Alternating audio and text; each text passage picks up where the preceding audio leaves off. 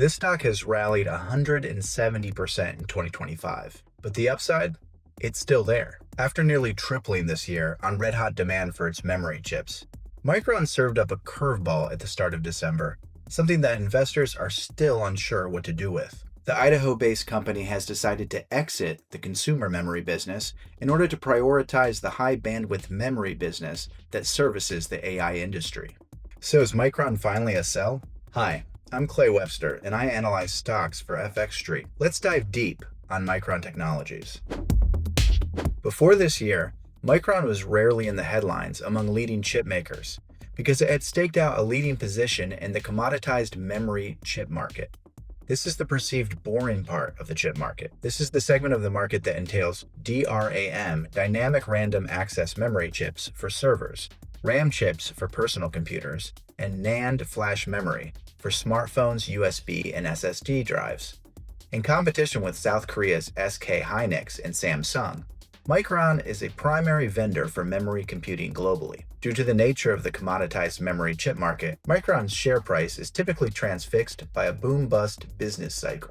So why did Micron stage a 170% rally this year? In 2025, Micron stood to benefit from an extreme uptick in high-bandwidth memory, or HBM demand, from the AI data center build-out, which largely benefits chip makers like NVIDIA, AMD, and Broadcom. As the only US-based memory chip maker, Micron is also viewed as the top beneficiary of the AI build-out among its foreign peers. This led adjusted earnings per share in the fiscal year ending in August to rise over 500% from the prior year, and revenue to climb 49% in that time period. Demand for high-bandwidth memory has grown so severely that CEO Sanjay Mehrotra has decided to mothball the company's consumer memory business called Crucial. Most analysts seem to think this is a good idea, since the Crucial business is ancillary to Micron's main customers in the data center space. Sanjay Mehrotra says that the company will redirect its resources towards the HBM segment,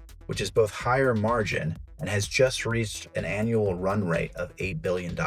Besides rising prices in the conventional market for smartphone memory chips, Micron investors have bid up the share price due to the company's leading position in the HBM4 product line.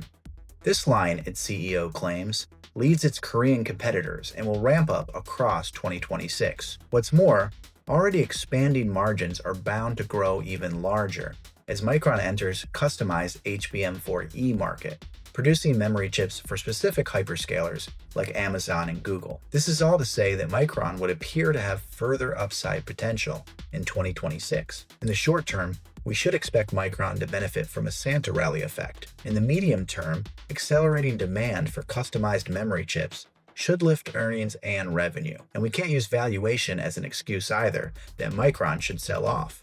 The stock trades at just 14 times forward earnings, while the sector median is 24. The fundamentals tell us that Micron is a buy. But what do the technicals say? Well, first, the relative strength index shows a stock hitting neutral momentum, a far cry from anything overbought at this juncture. But let's observe the daily chart before making a decision. Here we see the low from August 22nd was retested again on November 21st. And Micron stock bounced higher off that initial support. Then Micron reached resistance near 240 and formed a short-term lower high. The chart does not look unanimously bullish by any means, but any reversion above 244.37, the high from December 2nd, tells us that the bull market is more than ready to return to gains. If that happens, bulls will expect a new push beyond the past resistance at 260 and a run toward the 161.8 Fibonacci at 323.60. So, are you buying Micron or do you hold any other chip stocks? Tell us below in the comments and please subscribe.